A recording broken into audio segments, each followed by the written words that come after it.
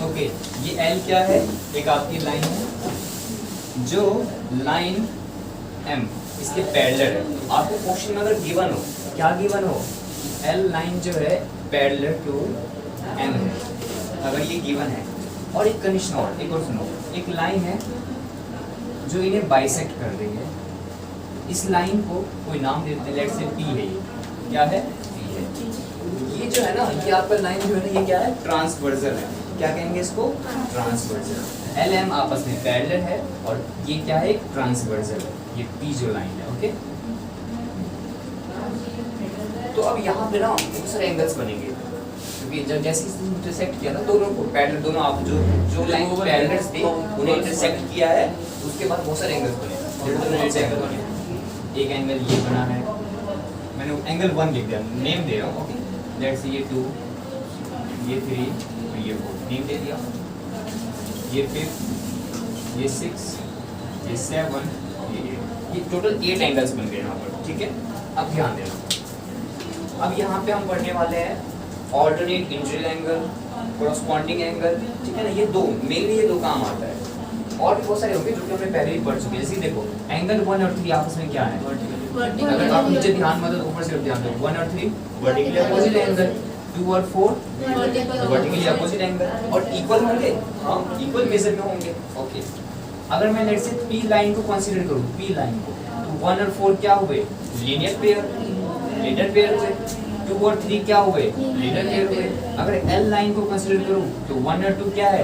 Linear pair. 3 और 7 भी होंगे ना इक्वल? हाँ, वो आऊंगा मैं, उस पॉइंट पे अभी नहीं आया, आऊंगा उस जगह पे। ठीक है ना, अभी मैंने क्या करा? वर्टिकली अपोजिट एंगल को कंसीडर किया, यहाँ भी और यहाँ भी। 4 7 के इक्वल, 6 8 के इक्वल। ठीक है, वर्टिकली अपोजिट एंगल। और क्या क्या निकाल सकते हैं? लीनियर पेयर का कॉन्सेप्ट देखो, एल को अगर लाइन कंसीडर करते हुए वर्क करें तो 1 और 2 दोनों का sum 180। Reason, linear pair angle 3 और plus angle 4 equal to 180। Linear pair angle 6 plus angle 5 equal to 180। Linear pair angle 7 plus angle 8 equal to 180। Linear pair, ठीक है, लीनियर पेयर का कॉन्सेप्ट समझ में आ गया?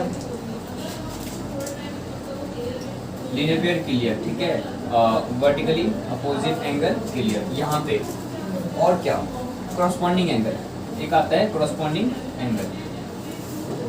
ठीक है, कॉरस्पॉन्डिंग एंगल वाला जो होता है, जो कॉरस्पॉन्डिंग वाला होता है उसमें क्या कॉन्सेप्ट होगा? देखो सुनो मेरी बात, कॉरस्पॉन्डिंग एंगल कैसे? देखो, दो पैरेलल लाइंस और ट्रांसवर्सल का ध्यान देना।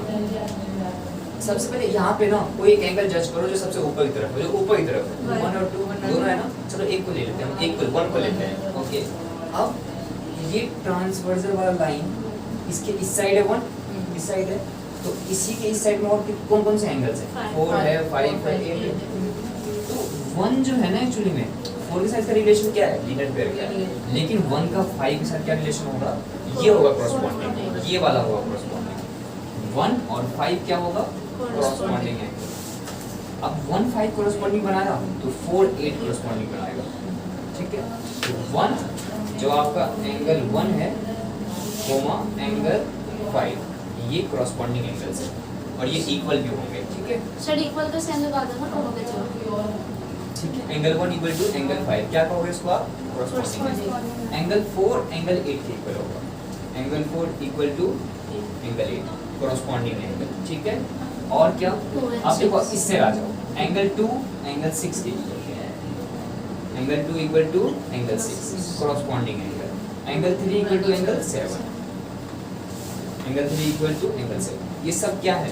ये सब कॉरस्पॉन्डिंग एंगल। ये सब क्या है? Corresponding angles.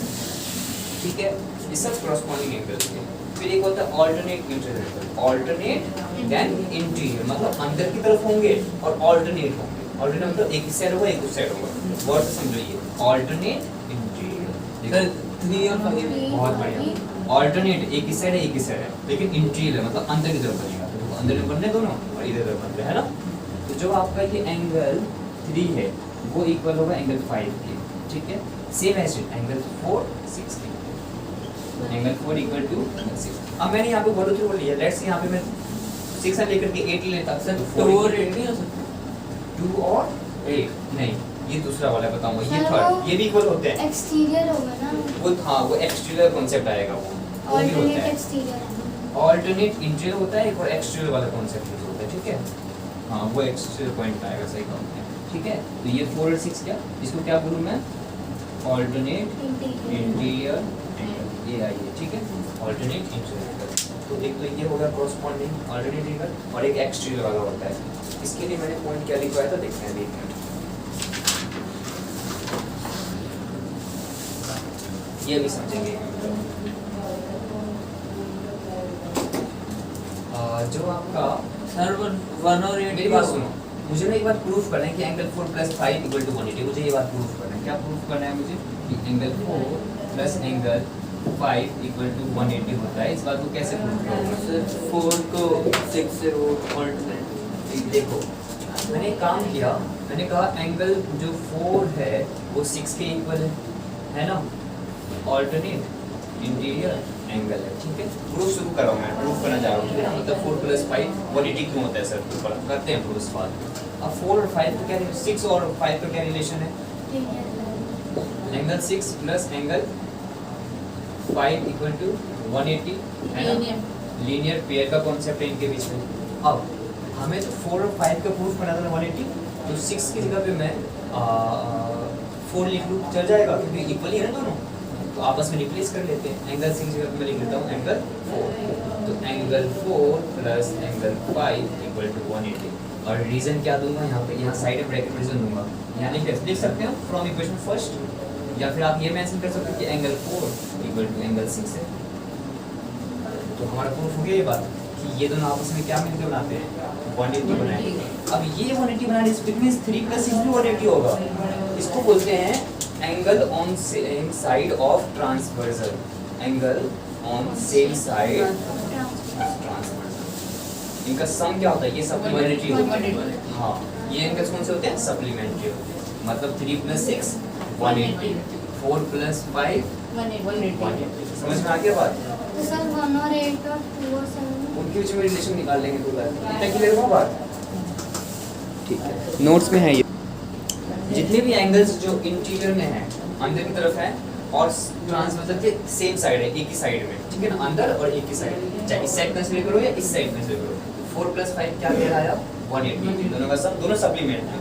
अब एक्सटीरियर की बात करते हैं, क्या 1 + 8 भी 180 होगा, ये चेक करते हैं ट्रांसवर्सल के सेम साइड में, लेकिन एक्सटीरियर वाली बात करूंगा मैं अब, ठीक है। तो 1 + 8 180 है या नहीं है, कैसे चेक करें, करते हैं, एक बार ट्राई करते हैं। देखो, एक बात तो हम ये जानते हैं, प्रूफ करने की कोशिश करते हैं इस बात को। एंगल 1 + एंगल 4 कितना होगा, angle 1 + angle 4 = 180, linear pair, correct है। पर मुझे क्या प्रूफ करना था कि एंगल 1 + एंगल 8 ना, ओके। एक बात बताओ, ये 4 किसके इक्वल है, कॉरस्पॉन्डिंग से, तो मैं इस 4 की जगह पे एंगल 8 लिख लूं, फिर जो प्रूफ करना है उस वे में ही काम होगा ना। जो मुझे प्रूफ करना है उसमें मुझे जिसकी जरूरत है वही मैं लिखूंगा, हो गया प्रूफ ये बात भी। यहाँ से मैंने इस बात को प्रूफ कर दिया। तो एंगल 1 + 8 क्या होगा, 180। मतलब एक्सटीरियर में वो एंगल सप्लीमेंट्री है। हाँ बिल्कुल, angle 1 + angle 8 supplementary, angle 2 + angle 7 supplementary, angle 4 + angle 5 supplementary, angle 3 + angle 6 supplementary. इस चीज से बहुत सारी चीजें निकलती हैं। अब आपको करते करते क्वेश्चन आप शॉर्टकट सीखोगे, ऐसे कैसे करते सवाल, यूं करके रीजन लिखना पड़ेगा आपको ब्रैकेट में, वहाँ तब नंबर मिलेंगे। मार्क्स तभी मिलेंगे जब आप वहाँ पे रीजन दे पाओगे कि ये इसके इक्वल इसलिए है क्योंकि ये रीजन है उसका, ठीक है। सर ऑल्टरनेट एक्सटीरियर होता है नहीं, ऑल्टरनेट इंटीरियर काम करता है, एक्चुअल काम नहीं करता। एक्चुअल में सप्लीमेंट्री वाला वर्क आ गया, ठीक है। कॉरस्पॉन्डिंग में तो ऑल्टरनेट दोनों है, मतलब उसको इग्नोर करो, ऑल्टरनेट या फिर उस टाइप की चीजें, बस कॉरस्पॉन्डिंग याद रखो। कॉरस्पॉन्डिंग किस वे में, एक 1 है 4 1 है तो 1 का 5 के साथ आ गया, इस वे में, ठीक है। मतलब इसके नीचे जो है वो छोड़ दो, उसके बाद ये काउंट कर लो, आप ऐसे कर सकते हो। अगर 4 काउंट किया तो ये छोड़ दो, ये काउंट करो, लेकिन एक ही साइड होगा, सेम साइड में होता है कॉरस्पॉन्डिंग वाला, ऑल्टरनेट यूज मत करना, ठीक है। बहुत ही सिंपल है, वर्टिकली आपको क्लियर था ही। आज क्या आपने सीखा, ऑल्टरनेट इंटीरियर वाला एक सीखा, 3 5 के इक्वल 6 4 6 के इक्वल, इस वे में नंबर चेंज हो सकते हैं। मैं 1 2 3 को जैसे भी वहाँ कुछ और लिखा हूँ। एक तो ये हो गया, और एक क्या सीखा आपने कॉरस्पॉन्डिंग वाला 1 5 इक्वल 4 8 इक्वल। देखो 2 एक्सटीरियर का लिया है तो 2 के बाद 6 इंटीरियर का लिया है, मतलब लेकिन सेम ही साइड में है, साइड तो सेम है ना, इस साइड ही है। इस बार इंटीरियर मैंने 3 लिया तो इसको ये 7 के इक्वल हो गया, एक्सटीरियर वाला हो गया। इसमें ये फर्क है बस, ठीक है। आपके नोट्स में लिखे हुए हैं, फिर भी लगता है नोट डाउन कर लो, आप क्वेश्चंस करेंगे, मजा आएगा, ठीक है। करो। अगर वो आपको पैरेलल नहीं दिया है, जो ये लाइन है LM, वो पैरेलल क्वेश्चन में दिया ही नहीं है, ठीक है, और फिर आपसे पूछा जाए कि क्वेश्चन में कि ये लाइंस पैरेलल है या नहीं है, तो कैसे पता करोगे? तो उसके लिए ये हुआ, क्वेश्चन क्या है हमारा, ओके 30 डिग्री दिया है, x दिया है, यहाँ पे 30 है, ये यहाँ पे 30 है, सर 50 है। 50 ओके, यहाँ पे है नहीं सर, इस साइड, हाँ ओके इस साइड 50 है, यहाँ पे x है, नहीं इस साइड 50 के नीचे यहाँ पे हाँ। ठीक है, यहाँ पे y है क्या x है, x है x है, ओके ओके यहाँ पे x है, ठीक है, और बताओ यहाँ y सबसे है। नीचे 130 है। 130 है और y है, ओके सर यहाँ 130 और y तो इक्वल होंगे। सर वो हाँ, पैरेलल वो तो साबित वो तो करना अपने होगा। आप ही वर्टिकली अपोजिट एंगल हम कंसीडर कर सकते हैं।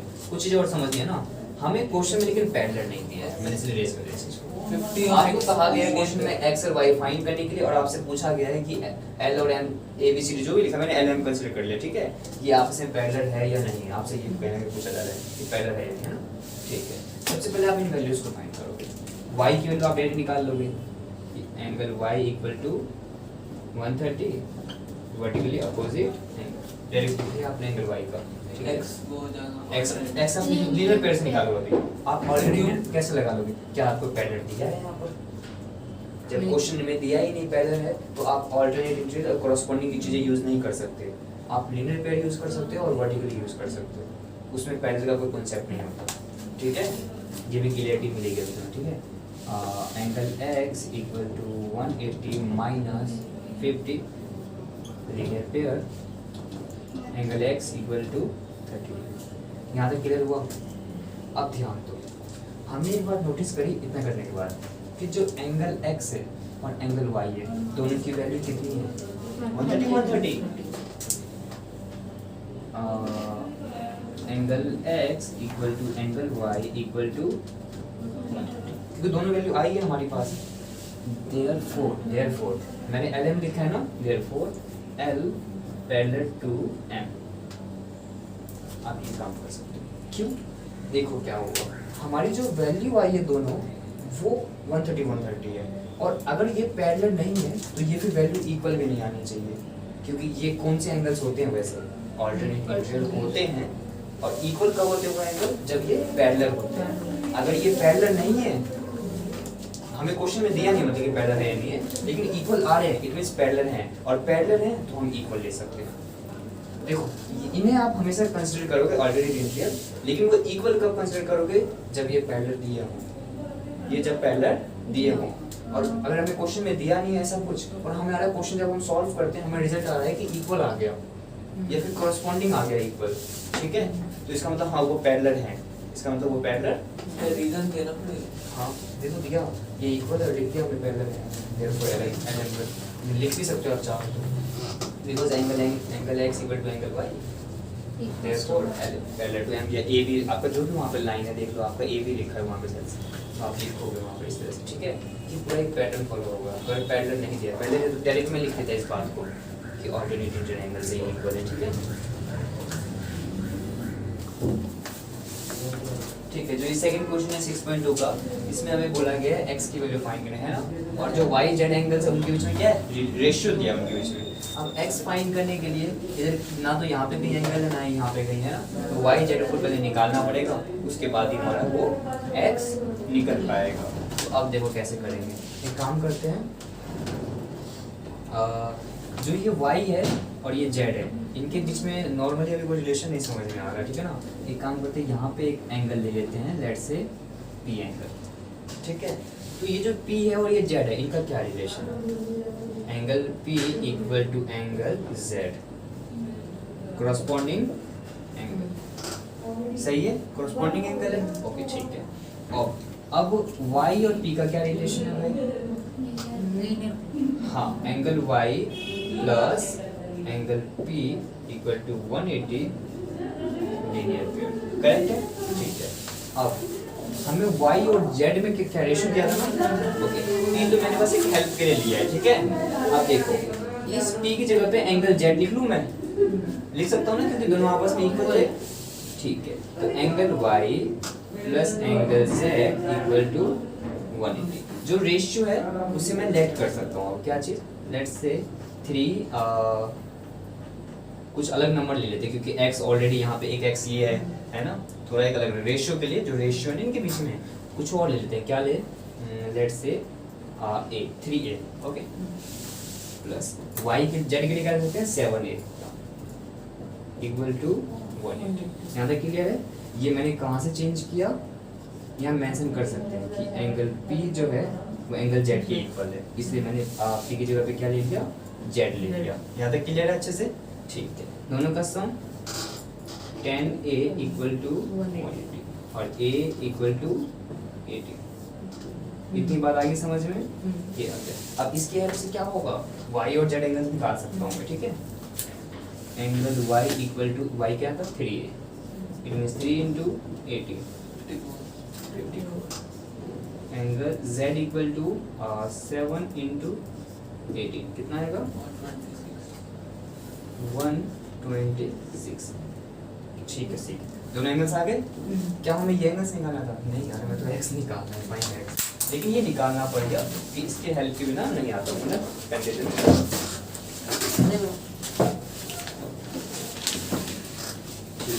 ये हो गया कंप्लीट। अब x निकालते हैं।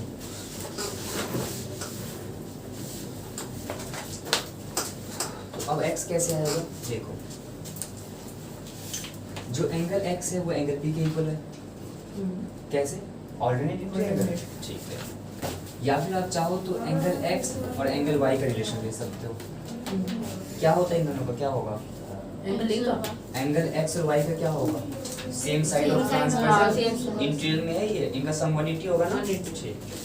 तो हम लिख सकते हैं angle x plus angle y equal to 180, ऐसे लिख देना, same side of transversal, supplementary जैसे आप लिख सकते हो सप्लीमेंट्री, ठीक है, ओके। अब एंगल x मुझे तो फाइंड करना है, एंगल y कितना है 54 है, 54 इक्वल टू 180, इसको इससे ले जाओगे, angle x equal to 180 minus 54, angle x equal to 126 degree. Complete हो गया, पूरा ये काम हुआ, ठीक है। आगे समझ में?